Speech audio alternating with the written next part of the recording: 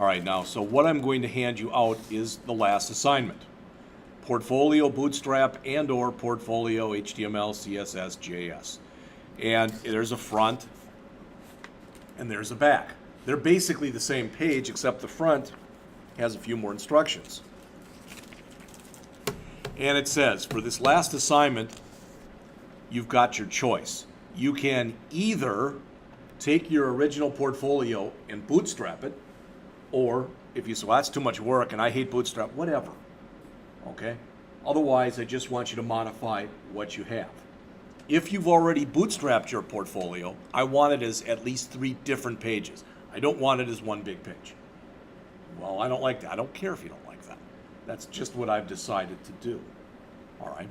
So, if you decide you want to go the route where you're going to bootstrap it, I put some links in here. For instance, this one right here.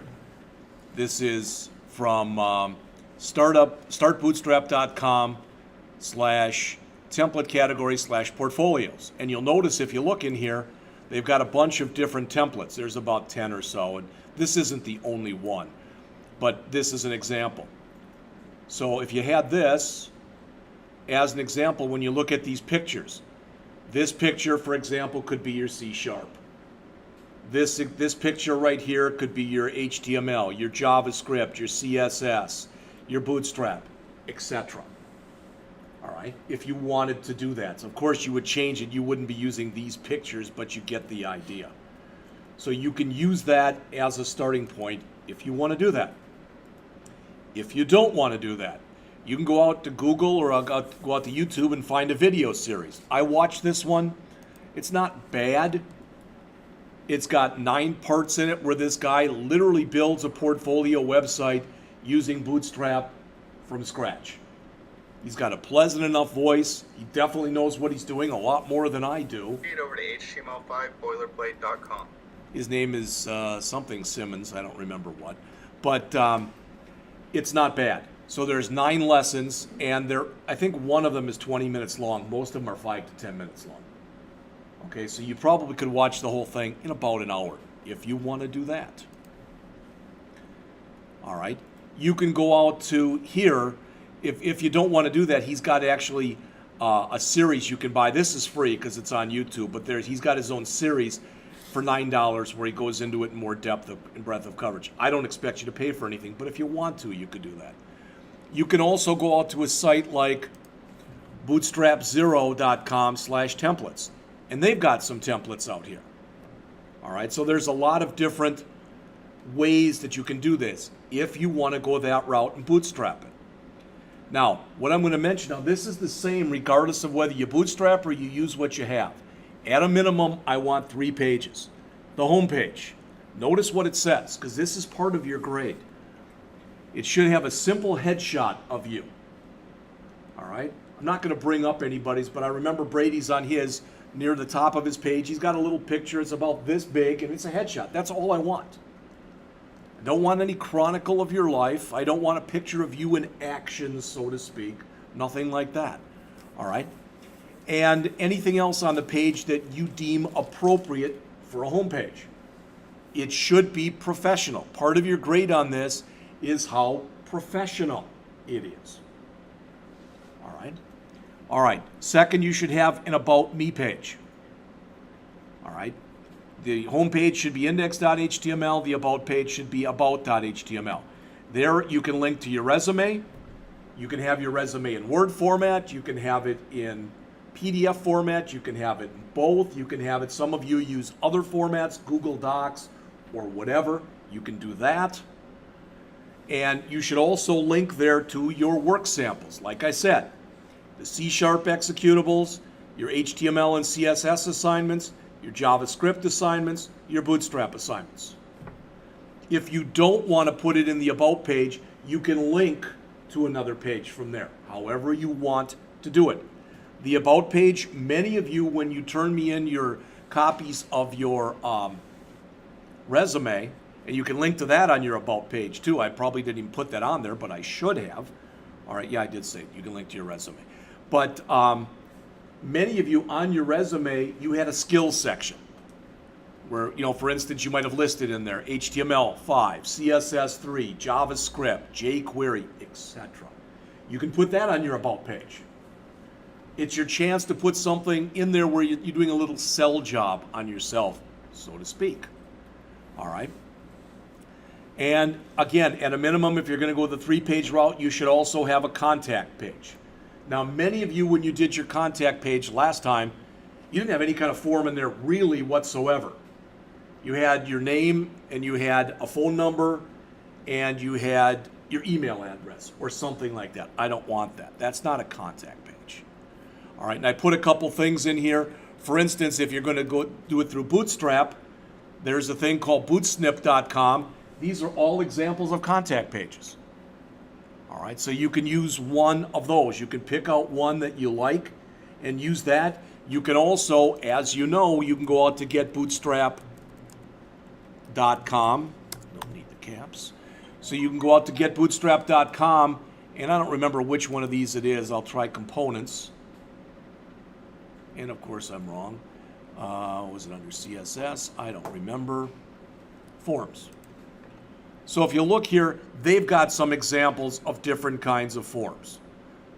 All right? You can use that as a starting point if you want to do that. So you should ask, I don't expect you to have 500 fields on there. But if you've got somewhere between or somewhere in the area of 10 fields, you ask a person their first name, their last name, their address, their email, whatever. You think address is too personal, then come up with something else. All right, that's up to you. All right, there's a website out here called Bootstrap IOUS, and it's how to build a working Bootstrap contact form. You can use that.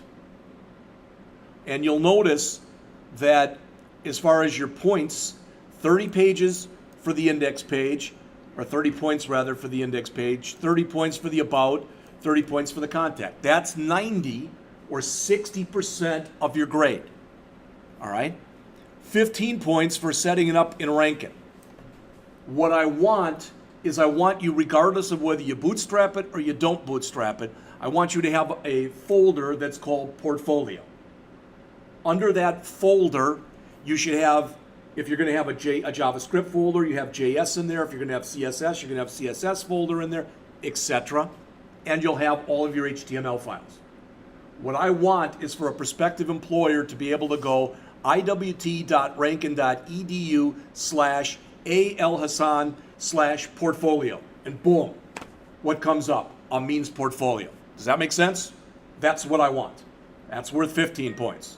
And if you notice, the final 45 points will be based on the professional, actually I should have said professionalism, of each site and how well the directions on the page have been followed. Does that make sense? All right. If you decide you don't want to go that route, it's pretty much the same thing. Again, you'll again make a portfolio, a thing called Portfolio, a folder. You'll have all of your subfolders and files in there. You will again have a home page, an about page, and a contact page. All right. Now it's going to be a little different. I don't mean to single them out, but it's going to be a little different for you, Colin. All right. What you may want to do is you may want to go out there and just take a look at some of the Bootstrap stuff. You actually might find that easier to work with. All right. You've got 3 days this week, 5 days next week, and 3 days the following week. You do the math, that's over 40 hours. So if you have finished the third worksheet, you have 40 hours to dedicate to this. All right. I told Charles what I was doing. He thinks I'm nuts. I'm giving you way too much time to work on it. But again, I'm grading it based on, part of it is based on the professionalism of it. I expect it to look professional. Now, that said, I expect it to look professional, but if you go out and you type in, and again, if you need some place to start, you can go in and you can Google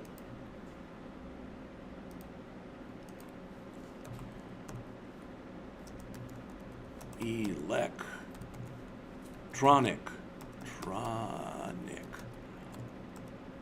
portfolio. examples.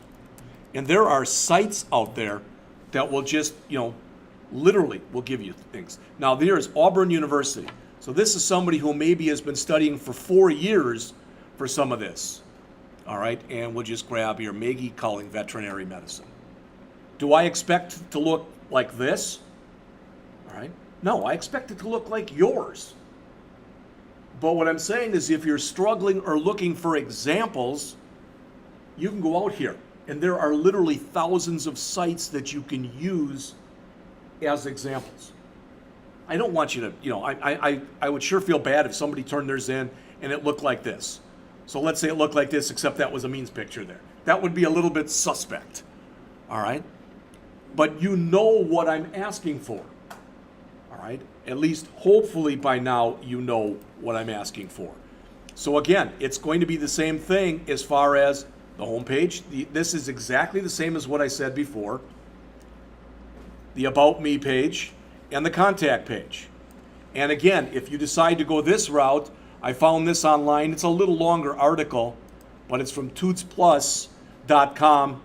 And well, it was in there. I don't know what happened to it. But there was a thing in there on how to build a contact form. And if for some reason, that appears to have, in the 2 days, has become a dead link. So how to build an HTML 5 contact form. All right. And you see there are a bunch of different sites. That was the one, I think. Build an e-powered form. All right. So there's one right there. And when I say HTML5, it should be professional. If a person puts in a non-email address into the email field, you should give them an error message. All right. If you say all fields are required, except maybe like a comments field, and they leave any field in there and they leave any field not filled in, they should get a message. Does that make sense? Does anyone have any questions on what I'm looking for on this? Again, I'm going to be surprised if most people's reach the level of professionalism of the one that I just showed you.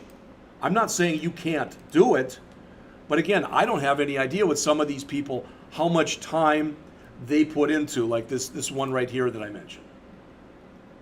The more professional it looks, the better the chance when somebody looks at it, they're going to want to interview you.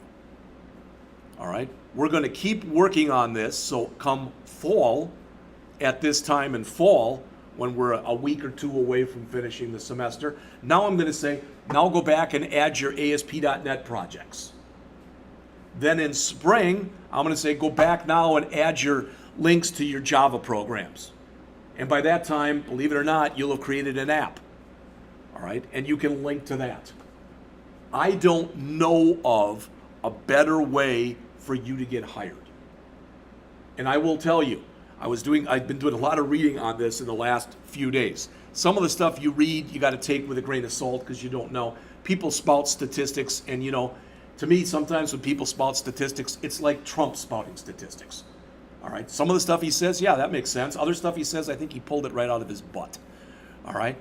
So the thing is, some of the stuff that's in here, some of the stuff that I've been reading, people say that literally today, for every 100 resumes that get sent for a job for a company, 96% are rejected just like that. Literally. So that's 96 out of 100. And they're looking for any reason. You got to look at it this way, that if you've got a job opening, one opening, and you have 100 people apply, you don't have the time to interview 100 people. So rather than looking for people to hire, you're looking for people to reject. All right? But my hope is that if somebody sees this and they click on it, they go, oh, Ethan Wilson, that looks pretty good. Let's start looking through it. Because a lot of people still are not doing this. Many people today, even for these types of jobs, are still sending in resumes, and that's it. So you've got a leg up. You tell them you can read my resume, so you send them a cover letter. Maybe that's electronic. You can say you can read my resume, however, you might want to do this and go to my electronic portfolio page. One more thing, and then I'm finished. All right, and that is, and I'm not trying to sell this place on you at all, so I'm just giving you an example of a place here. There's a place called, of course I spelled it wrong, HostGator.com. It's really stupid. Their thing, for whatever reason, is an alligator. But as an example, you can get your own domain and your own website for $4 a month. Now, should you do that? All right. There are free ones out there too, literally free ones. There's a couple of other ones I didn't bookmark, but there's another one that's not free, but it's $2 a month. So if you said you wanted to go this route, that's $50 a year. So if there is no Ethan, what's your middle initial? D. If there is no EthanDWilson.com, he could see and he could grab that domain and then put his stuff out there. The advantage of doing that, if you haven't already figured this out, is occasionally, and quite occasionally, they take the rank and server out of commission. And what I hate to see happen is for you to be trumpeting that, and somebody puts in iwt.rankin.edu/bwilliams/portfolio when it comes up that it's unavailable. Because it looks like it's your fault. It's not your fault, but it looks like it's your fault. They're thinking, well, this person, must work for Rankin, and for why don't they, etc. So it's something you may want to think of doing. And it doesn't have to be Ethan D. Wilson. It can be whatever he wants. But it should, if you're going to get your own domain name, it should be professional. All right? Again, I've seen this, or, hotchicks.com. I wouldn't do that if I was trying to get a job. Hotdudes.com. I wouldn't do that. I wouldn't put anything about your personal, your political, your religious beliefs. I wouldn't have anything like that in a name. Okay, I looked this morning as an example because I'm actually going back and redoing the lectures for fall for the AWD1100 class. I went back and redone all of the PowerPoint lectures. When I did the PowerPoint lectures for you last semester, I put them in there. It was the earlier version of the book. It wasn't this version, the one that we used last semester. It was an earlier version. So I went back and I've done the first 13 out of 14 in there. But the point is, what I did today was I went out and I said http://www.jeffreypaulscott.com. And I looked, and it came back and it said it can't be reached. Normally, that means that domain is available. I'm not saying for sure it is, but normally that's what it means. All right? Now, you got to watch it, because when you start putting that stuff out there, there are people that look online and they get records of this, and they do what's called cyber squat. So they'll buy that domain. Then when you want it, it'll say it's already been taken, and that person will contact you if they can get a hold of you, and they will say, hey, Colin, I know you want Colin, is it Fugner? ColinFugner.com. I've got it, and for $100, I'll sell it to you. Don't think that doesn't happen. There are people who make their living that way. All right? Back, before 2008, Obama was smart enough to grab BarackObama.com. If he didn't, it probably would have been worth some money. And again, I thought this was funny. It's probably changed, but for a while at least, when you went out to JebBush.com, he let his domain name expire. And guess who bought it? Donald Trump. So when you went out to JebBush.com, it pushed you to DonaldJTrump.com, which I found pretty funny. And because it was during the election, it got a little bit of play. I don't know, maybe I did something wrong in here, but you get the idea. All right? So, here's the handout. Take a look at it. If you have any questions, you can ask now, you can ask later, but hopefully you know what you are supposed to be doing now for the rest of the semester. The only time I plan on talking is if the person or persons who still haven't turned in their assignments, their second worksheet, if you turn them in today, then I'll grade them, and then tomorrow I will spend a half an hour or so and I'll give you my answers to all of these. All right? Questions? All right, the rest of the period's yours. Like I said, if everything is turned in for the worksheet, then tomorrow a half an hour to go over the worksheets, and then Friday lab, okay? Just so you know, for Friday, has everybody here heard of the concept of STEM? It's science, technology, engineering, and math. It's real big. They're starting to do STEM in kindergarten. They are starting to actually have kids program in kindergarten. And I don't mean where you're writing, websites, but they're actually having them do fairly simplistic things, games and whatever. All right. The reason I'm telling you that is Friday.